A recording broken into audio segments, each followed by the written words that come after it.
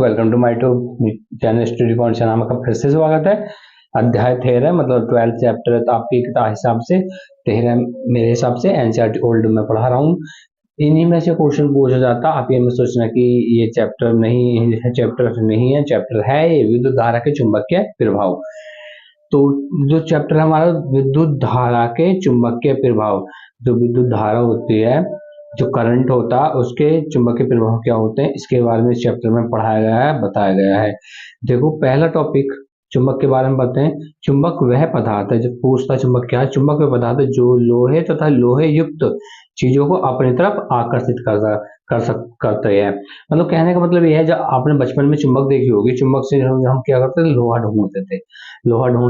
ये क्या है, चुंबक का वह पदार्थ है जो लोहा तथा लोहा युक्त चीजों को क्या करते हैं, अपनी ओर आकर्षित करती है। वो क्या होती है, चुंबक होती है।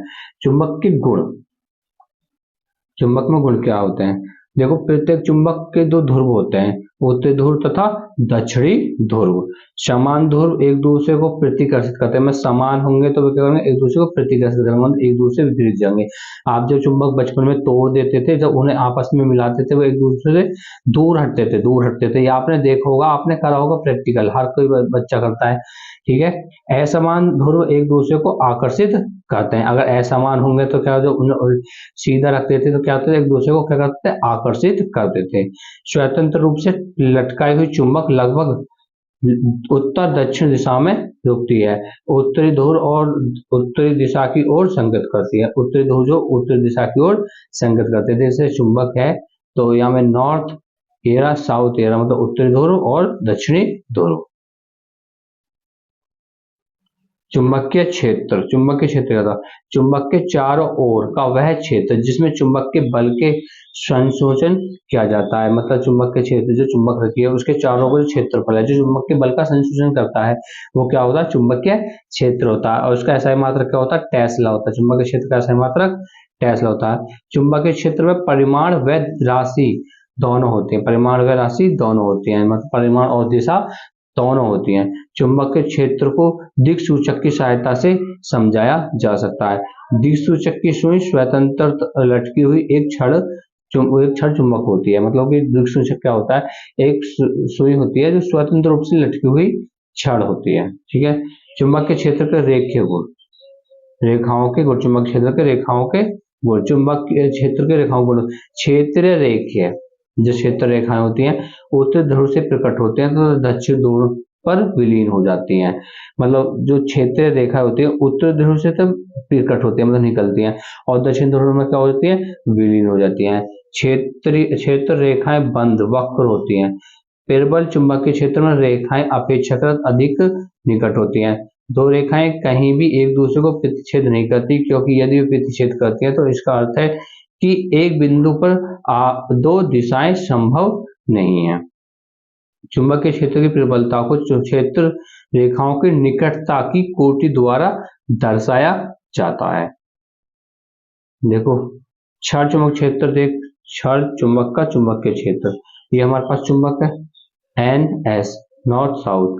देखो नॉर्थ से निकल रही है, कहाँ विलीन हो रही है, साउथ में विलीन हो रही है, ठीक है।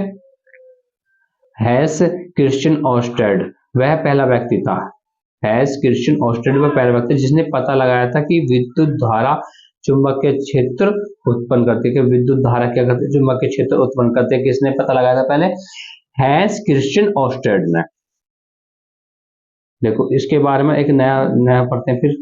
दक्षिण ध्रुव यानी कि दाएं हाथ अंगुष्ठ नियम, मतलब दाएं हाथ का अंगूठा बोलते हैं, दाएं हाथ का नियम, ठीक है, दाएं हाथ के अंगूठे का नियम या दक्षिण ध्रुव।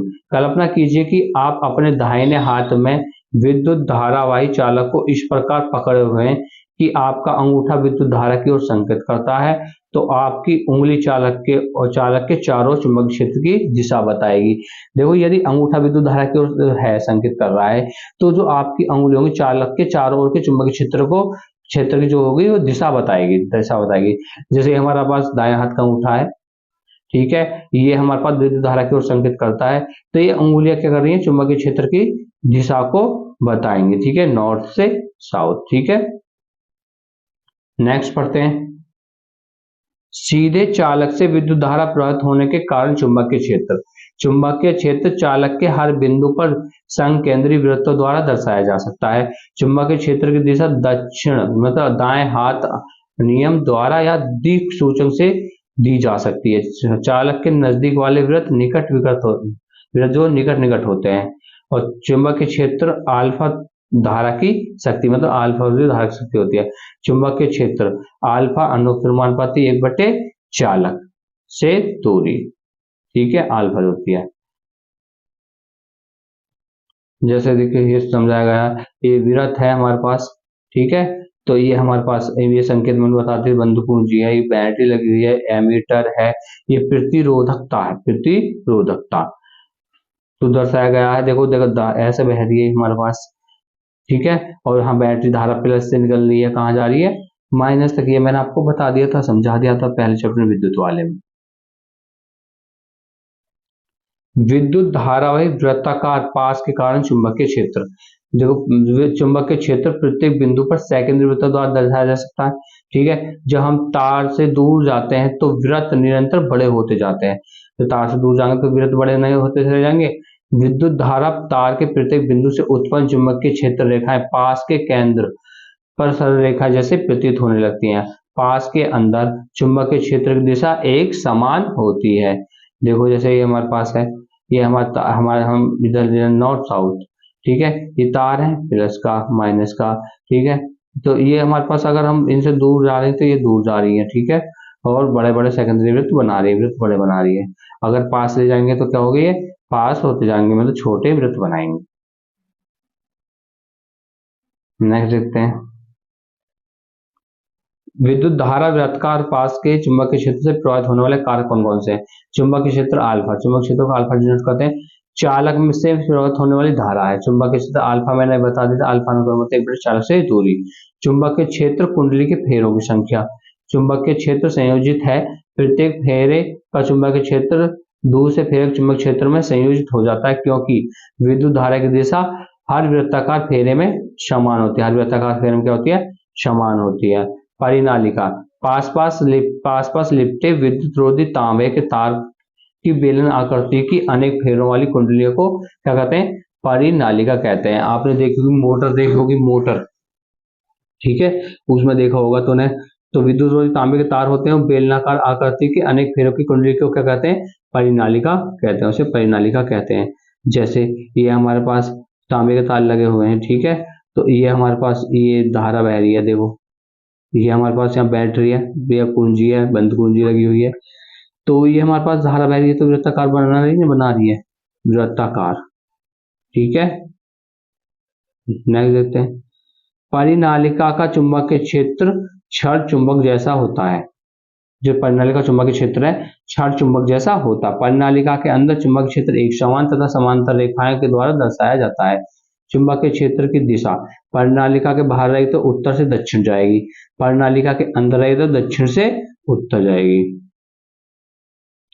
परिनालिका का उपयोग किसी चुंबकीय पदार्थ जैसे नरम लोहे को चुंबक बनाने में किया जाता है। परिनालिका का उपयोग क्या होता है, चुंबकीय पदार्थ जैसे नरम लोहे को चुंबक बनाने में किया जाता है। अंतर पढ़ लेते हैं, विद्युत चुंबकीय और स्थायी चुंबकीय। यह अस्थायी चुंबक होता है, अतः आसानी से चुंबक तो समाप्त तो हो सकता है। इसकी शक्ति बदली जा सकती है, ध्रुवीयता बदली जा सकती है, प्राय अधिक शक्तिशाली होते हैं। आसानी से चुंबक तो समाप्त नहीं किया जा सकता, स्थायी में शक्ति निश्चित होती है, ध्रुवीयता नहीं बदली जा सकती, प्राय कमजोर चुंबक होते हैं, आसानी से टूट जाते हैं। नेक्स्ट, चुंबकीय क्षेत्र में किसी विद्युत धारा चालक पर बल आंद्रे मेरी एम्पियर ने प्रस्तुत किया। देखो एम्पियर जो था वो साइंटिस्ट था, उन्हें प्रस्तुत किया कि चुंबक भी किसी विद्युत धारावाही चालक पर परिमाण में समान परंतु दिशा में विपरीत बल आरोपित करती है। देखो चुंबक में परिमाण और दिशा दोनों होती है, ठीक है, तो परिमाण में क्या होता है, समान होता है, लेकिन दिशा में क्या होती है, विपरीत होती है। चालक में विस्थापन उस समय अधिकतम होता है जब विद्युत धारा की दिशा चुंबकीय क्षेत्र की दिशा के लंबवत हो। विद्युत धारा की दिशा बदलने पर बल की दिशा भी क्या हो जाती है, बदल जाती है। अगर विद्युत धारा की दिशा बदलेंगे तो बल की दिशा भी क्या होगी, बदल जाएगी। देखो एक स्टैंड है हमारे पास, एक चुंबक है, ये चुंबक है, ठीक है, और ये वहां में एक बैटरी लगा दी है और बंदूक लगा दिया है। यदि हम धारा यहाँ से प्रवाहित कर दें तो प्लस की चिन्ह इधर से जाएगी हमारे पास, जाके कहाँ पहुंची, ये पहुंची, और ये एक हमारे पास लटका रखी है तो चुंबक लटका रखी है तो ये कहाँ पहुंचेगी, माइनस पहुंचेगी, प्लस से माइनस की ओर चलती है। ठीक है, धारा जो होती है धनात्मक से ऋणात्मक की ओर चलती है, ये भी याद रखना। फ्लेमिंग का बाएं हाथ का नियम, बाएं हाथ का नियम, बाम हस्त का नियम बहुत इंपॉर्टेंट है। अपने हाथ की तर्जनी, अपने हाथ की तर्जनी मध्यमा तथा अंगूठे को इस प्रकार फैलाए कि ये तीनों एक दूसरे से क्या हो, लंबवत हो। यदि तर्जनी चुंबकीय क्षेत्र की दिशा और माध्यमा चालक में प्रवाहित धारा की दिशा को संकेत करती है तो अंगूठा चालक की गति की दिशा या बल की दिशा की ओर संकेत करेगा। इंपॉर्टेंट है, बहुत ज्यादा है। जैसे आपको चित्र में दिखाया गया है, ये बाएं हाथ है, बाएं अंगूठा ये रहा, और चुंबकीय क्षेत्र की दिशा क्या बता रही है, ये हमें बता रही है चुंबकीय क्षेत्र की दिशा को, और ये अंगुली क्या बता रही है, विद्युत धारा की दिशा। कहने का मतलब है ये विद्युत धारा की दिशा को, और ये अंगूठा क्या, बल की दिशा को, चुंबकीय क्षेत्र के अंगूठे की दिशा को बताएगा। नेक्स्ट, मानव शरीर के हृदय व मस्तिष्क में महत्वपूर्ण चुंबकीय क्षेत्र होता है। मानव शरीर के हृदय और मस्तिष्क में महत्वपूर्ण चुंबकीय क्षेत्र होता है। एमआरआई, एमआरआई बहुत लोग सुने, एमआरआई कराई होगी। एमआरआई क्या होता है, मैग्नेटिक रिजोनेंस इमेजिंग। ठीक है, ठीक है, चुंबकीय अनुनाद प्रतिबिंब का प्रयोग करके शरीर के भीतरी अंगों के प्रतिबिंब का प्राप्त किए जा सकते हैं। देखो जो हमारे पास अब दूरबीन से ऑपरेशन वगैरह से होते हैं वो एमआरआई इसी से किया जाता है। ठीक है, क्योंकि हृदय और मस्तिष्क में क्या होता है, चुंबकीय क्षेत्र होता है। गैल्वेनोमीटर क्या होता है, एक ऐसी युक्ति है जो परिपथ में विद्युत धारा की उपस्थिति संशोधित करता है, यह धारा की दिशा को भी संशोधित करता है, और धारा की दिशा को संशोधित करता क्या है, गैल्वेनोमीटर। विद्युत चुंबकीय प्रेरणक क्या है, जब किसी चालक को परिवर्ती चुंबकीय क्षेत्र में रखा जाता है, जब किसी चालक को परिवर्ती चुंबकीय क्षेत्र में रखा जाता है तो चालक में विद्युत धारा प्रेरित होती है। यह धारा प्रेरित धारा कहलाती है, प्रेरित विद्युत धारा कहलाती है, तथा यह परिघटना विद्युत चुंबकीय प्रेरण कहलाती है। वेरी इंपॉर्टेंट है परिभाषा। क्रियाकलाप, देखो एक हमने सेल ले लिया, ठीक है, ये चुंबकीय क्षेत्र है, ठीक है, ये हमारे पास ए बी, और यहाँ हमने एक गैल्वेनोमीटर लगा दिया, G4 गैल्वेनोमीटर है। तो यह क्या करेगा, क्या दर्शाएगा, देखो क्या क्या बताएगा। जब चुंबक को कुंडली की तरफ लाया जाता है तो गैल्वेनोमीटर में क्षणिक विक्षेप विद्युत धारा की उपस्थिति को इंगित करता है। जब चुंबक की कुंडली के निकट स्थिर अवस्था में रखा जाता है तो कोई विक्षेप नहीं होता। जब चुंबक को दूर ले जाता था गैल्वेनोमीटर में क्षणिक विक्षेप होता, परंतु पहले के विपरीत है।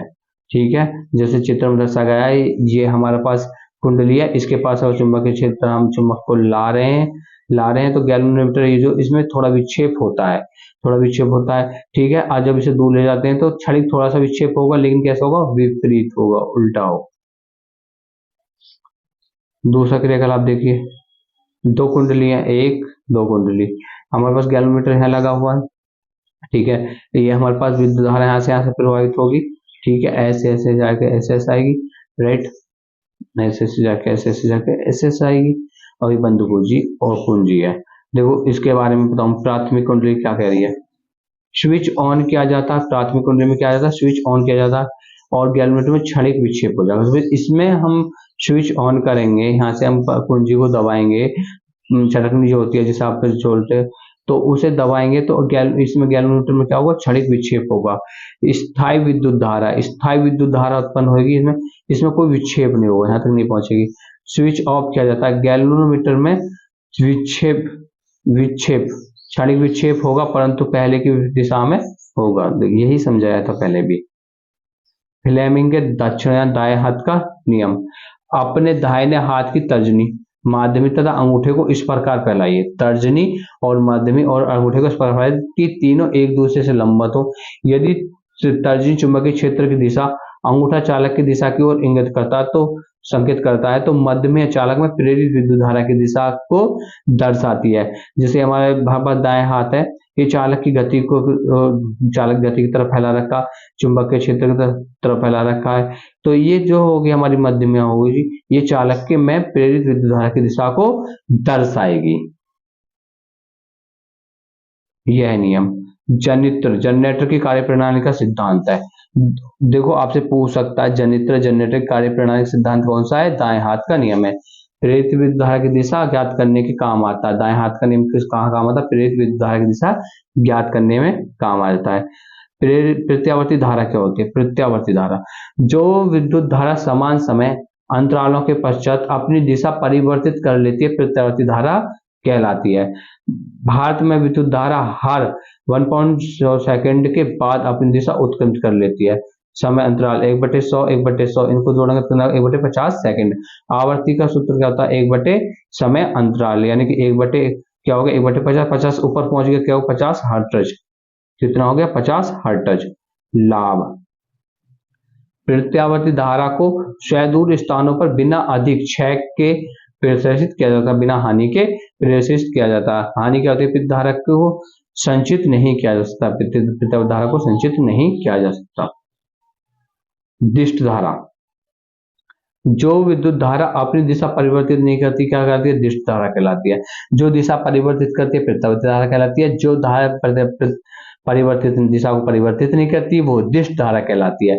दिष्ट धारा को संचित कर सकते हैं, लेकिन प्रत्यावर्ती धारा को संचित नहीं कर सकते। सुदूर स्थानों पर प्रेषित करने में ऊर्जा का क्षय ज्यादा होता है, लेकिन प्रत्यावर्ती धारा में क्या होता है? वो क्षय नहीं, ऊर्जा का क्षय नहीं होता। स्रोत क्या होता है दिष्ट धारा में? सेल, बैटरी, संग्राहक सेल। जो सेल, बैटरी देखते हो, संग्राहक देखते हो, उसमें कैसे होते हैं? दिष्ट धारा होती है। ठीक है। घरेलू विद्युत परिपथ, घरेलू विद्युत घर में होने वाले विद्युत परिपथ 3 प्रकार की तारें प्रयोग में लाई जाती हैं। विद्युन्मय तार यानी धनात्मक लाल विद्युत रोधी आवरण, उदासीन तार यानी कि ऋणात्मक काला विद्युत रोधी आवरण, और भू संपर्क तार हरा विद्युत रोधी आवरण। 3 तार देखोगे आपने, 3 देखेंगे स्विच आपने सबने देखोगे, उसमें एक लाल होता है, ठीक है, एक उदासीन तार होता है धनात्मक ऋणात्मक, एक तीसरा हरा होता है। ठीक है, लाल काला हरा तीनों आपने देखे, नीला भी देखा होगा, पीला भी देखा होगा। ठीक है।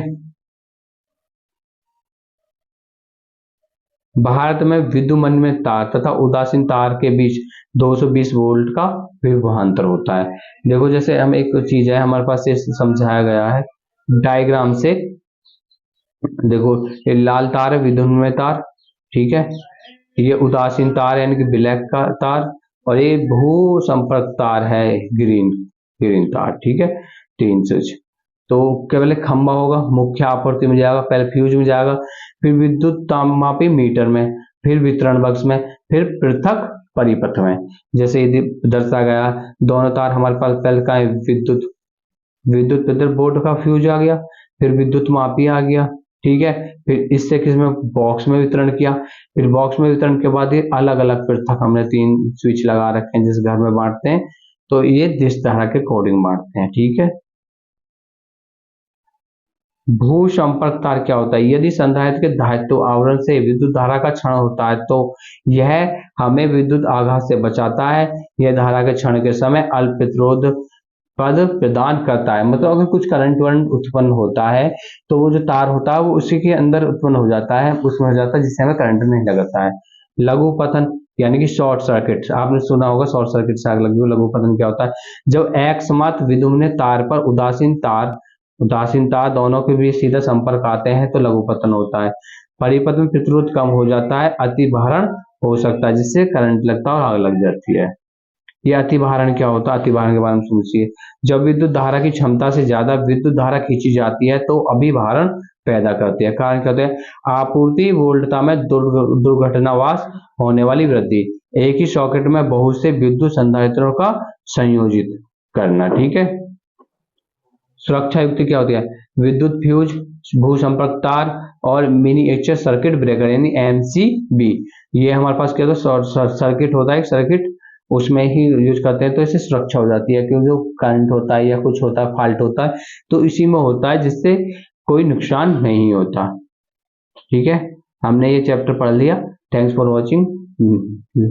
यदि वीडियो अच्छी लगी तो लाइक करें, शेयर करें, एंड चैनल पर नहीं हो तो चैनल को सब्सक्राइब करें। मिलते हैं फिर नेक्स्ट वीडियो में।